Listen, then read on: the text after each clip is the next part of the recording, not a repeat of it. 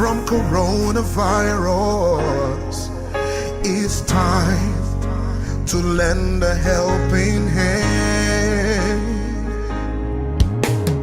We can go on if we listen day by day to wash our hands and try to stay at home. 'Cause we are all part of God's great big family. And it's true, the love is all we need. We are the world, we are the children, we are the ones to make a brighter day. So let's stay at home, try to stay at home. There's a chance we're making, we're saving our own lives. It's true, and make a brighter day, just you and me. We are the world, we are the children, we are the ones to make a brighter day. So let's stay at home, try and stay at home, 'cause there's a chance we're making, we're saving our own lives. It's true, and make a brighter day, just you and me.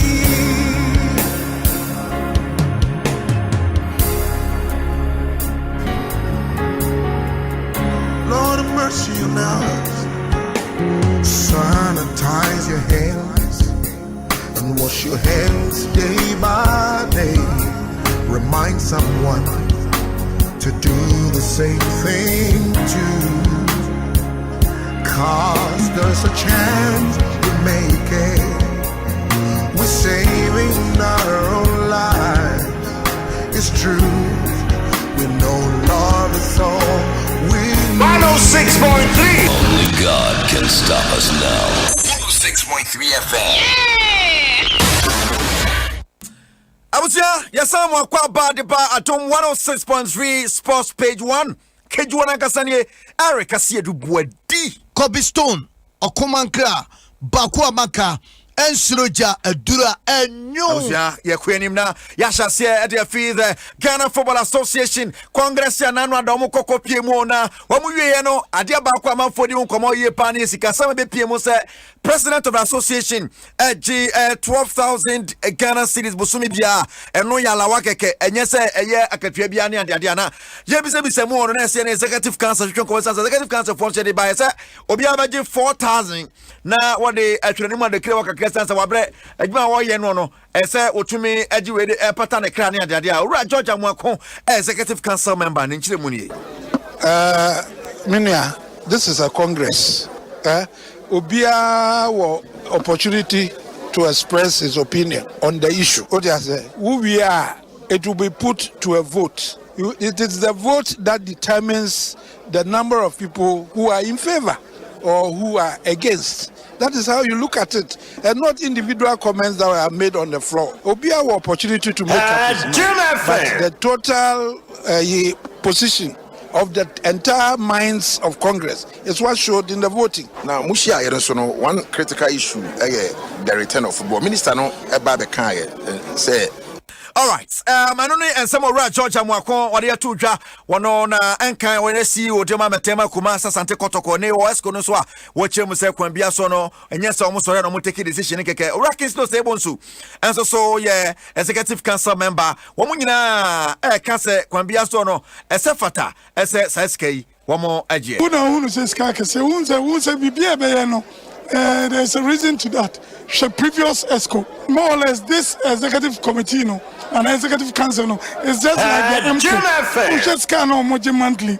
Now, share as Gracia homoge can we to tell her $37,000. But in that case, you know, so we share sky, Gina, Yenye as Gracia, who to tell her 33 point something $1,000. And some analysis, no, and the normal circumstances review are there. Say there should have been progress, an upward review of things, but in this particular instance, no, there have been a downward review. But people are not looking at that. You know, and yes, Obi Pese, or she says, Kamano, there's the need for us to do away with the S. Gracia. They do time amount for just Gracia. There's always a financial burden on the FA. If you're spreading here in a way, no, it's very constructive. Yo, Ora Kislo Sebonsu, AK Lord Zico, Nisa Mono. Yanku animina yamfa ensem bi emfa empeso fama na chesene ye bobramo e national under 20 womo asye bekom na ya hwese de no ma esifate na ukom na hwese de chede a edika no mayensa enwrema e wo sika ene nkofo eka sa ede efa no eno ena wrema chairman edema referees association ene o che sedia womdini echedia rank na se ampa odiba jikasema ade a ehupa na wono eye jodabra ene ne wode nsem kakra enso ade etuja se wo hese de no ma ekwane dia sika ne dia nkofo eka ba GFA allowance ne dia was say enye too much sir. I gone through the list and I saw that sitting allowances for ESCO members is 1,300 Ghana cedis, which is 30 million Ghana cedis. I am not begrudging you people for taking such an amount. But it will be a disservice if a referee should go and officiate a match, and at the end of the day, his hotel allowance, feeding, and everything will not commensurate on it. I think ESCO members must think about it and meet RAG again. Thank you. Engineer say, Osha said that here, referees for Nisikano and Openini Chema, Arabraka. Monshena momwayen na mpenfo nso de ba sekwesi yom say 90 minutes pe no mo koginem de akodi enye 90 minutes referee be kwa be free aha be say enne so mo de echina to de ma esco for no na onse enye 90 minutes say ehunu no one more executive council for some meeting was 7 hours, but referee kogina bo mo di no 90 minutes until musika na okay. Me dey say comparison no kware ebe punk ye ntwam. Okay. Referee no ye ntwom kayi. You see ye ntwom nyina kayi a esco ye si ye ntwom kayi no mo start sa contract ye kwa na ye sikati na ade ya. Ye betena akasa. O ja say but onim so ogini sika papa bi a. Sebe nya fe no wasa akọ press asmo ayi boys money no. Na ningina musika sam no. Mafiama kwata makwada for pa na ya mponsa. One ne we see odi makotoko. Watufo, watuje fe ne for pa. Just an observation that I've made and few words of admonition. I observed that in the last budget we had a deficit, and in the current proposed budget, total budget revenue is estimated at 71,642,158.44, and then total budgeted expenditure also 71,642,158.44. For me, as an association, we should be working towards saving for the future, considering what COVID has done to us. If you look at the total budgeted expenditure, it's the same, exactly the same figure as the total budgeted revenue. So it's marks of an intent to spend every peso that we bring in, and I don't think that is good for an association like ours. Of course, you can exceed your revenue targets or you can have less. Same applies to your expenditure. But as the Vice President rightly said, it's a flexible budget. So I would admonish the leadership to try and at least save about 5-10 million this year on the proposed expenditure so that going forward, we can build some good revenue in our accounts or good for future. Na ya ponsa na etu afeni fo kwan befa so anya sika dia bom ho bra na ene yanka se sika do so sika so anam nkotwetwe sika kwan san ma hu amane ho ensem no no na no ye de tuja ema say 70 players eno a first batch na se de dikan ena perifo eto sade from say national under 20 team a wo mo hwe esesium ho e de ma wofu akense do manim no wo mo mra ne yenso ne so se bi beja bi na fe bi so ba ene nyame ya duma ye just 70 ne kwan na kwasiada another 70 batches no almost asan akopiem ewo eye Ghana Soccer Center of Excellence eno ewo pram no almost no etimi dia osiesie akwahye so na fei ya hwese senkra eno no ma ebesifu akọ me no ekase coach Karim Zito wono ene head coach edema wom eno wodi tuja say 5 goalkeepers ene sabre wasan afra wom eno achi no wafra eye 3 right backs na se womo da chire wono womo so eno no eno achi no left back so no wafra mienu e de aka ho se womo so mre say na fokoma center backs de abobrobo na say 11 players and then they want to sa etimi ede from defensive midfielders womo so and watche anya dia eda form offensive midfielders womo so edu enum and what to sa ede from sanso and wing attackers no womo so edu enan achese ne nyina aye players papa what to sa ede from and what you know uko aye enim hodia wasa afre aye strikers menu ede ka ho and afa attackers nankasa de womo so no wasa ato sa de afre edunum na se edu bako na se wemo any players outdoor watimi ato sa ede from say kwasiada by 12 p.m. no womo mmemre pm el pram na awsese no entime enhyase ehonum eno ene ebomo yebisa ne say 70 140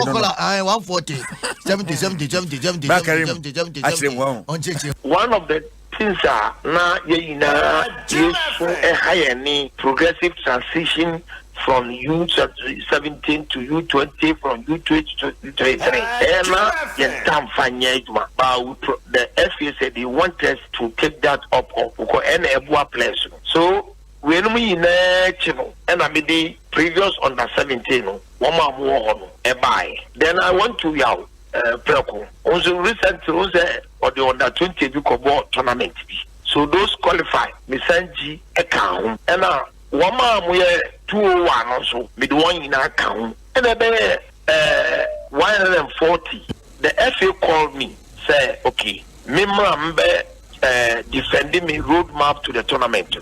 And I say, Mayor Deng and Amatimaya and Tenam's okay. Every 30 wild lesbian with the 3 days Mayor. Say in 6 days, my 60.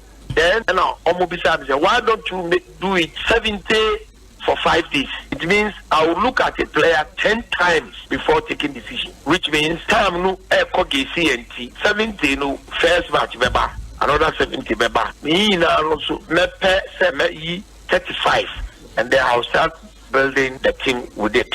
The same number the flow a course no. Currency to no and just said your costume so now when you say come for the letter brain say Africa de bebo anase mo say Champions League Confederation Cup no ti kwambia so no Champions League kotokobeko na Confederation Cup ashko da ko na GF letter ne bedu mo no say ashko for mo ene mo mra na mo machire mo so beko anase mo nko kotoko mo so beko anase ko letter na kodu ho na Laji Abulamin board member the Makotoko. The last 2 meetings at a board meeting, Kwamiche a brief when you letter from the GFA say participate in Africa, we need to respond to those letters and the board okay. We should leave that one to the Naya to start work. The Naya now with national heated ground we share the technical bench.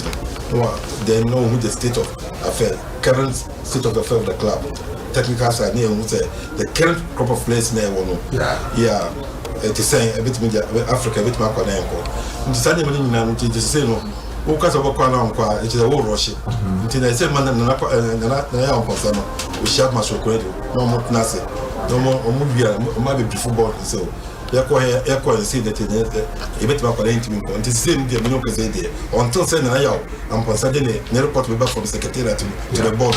I bet this is because of the all right, Alaji Lamina, watch him on the entire Omubakwana, so Monco, and he goes to Tremors response. Now, as good for the Obama ready, papa, eh?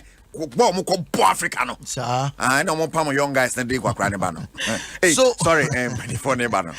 So Adom Sports Page 1 was proudly brought to you by MTN and now Ponce for Pharmaceutical Limited. I get you. FPAC blows your pain away. Alongside BX Tablet. Thank you. These are your proudly sponsors of the show this morning. I get you. I was I don't see now you ready. Your man want to join the English. These are the so Sports Page 1 was proudly brought to you by MTN everywhere you go and then Amponse for Pharmaceutical Limited with FPAC blows your pain away alongside BX Tablet. So these are your proudly sponsors.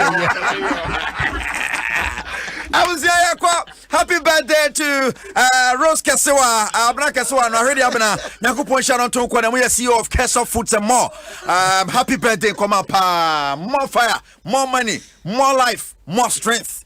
Na beba. I ni papa. Rose Kesewa. Okay. Trade abna di birthday. Rose Kesewa. Na ebe kofa ne shop ona. Enti na no di ni birthday. Ebe kofo ne kakra. Ene kwesi me no be call Mr. Philip Dankwa ho. Hey, this me birthday ne 11th. Enti na me be call September bomb. Ya kwa Accra. Yeah. Oh no, give me 5. Yenya de akade market ne DJ Wana na yenku anim na okay you am into the okane ade. But you know the nankasa ka kedwa ne ho. Eric Asiedu buadi. Kobe Stone Okomankra Bako Amaka Ensuroja Adura Enyo.